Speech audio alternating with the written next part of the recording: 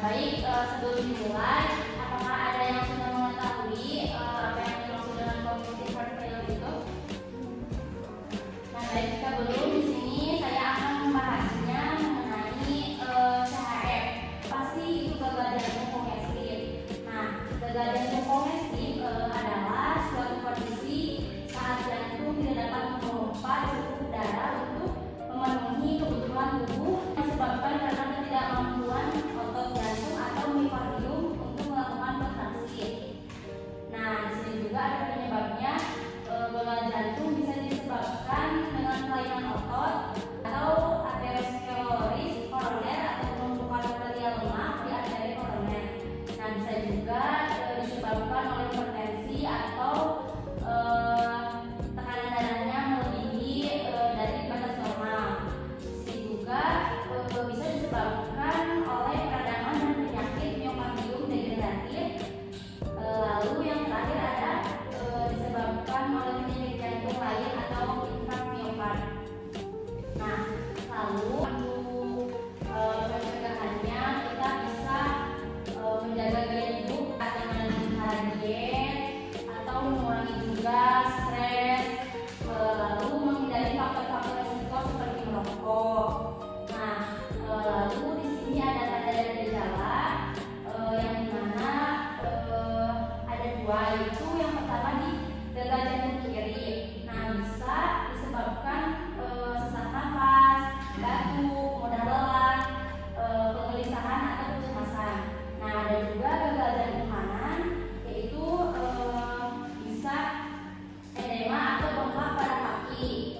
Bisa juga hepatomegali atau pembengkakan pada hepar, lalu mual muntah, dan juga nokturia atau sering keluar air kecil pada malam hari, dan yang terakhir itu ada kelemahan. Di sini ada faktor risiko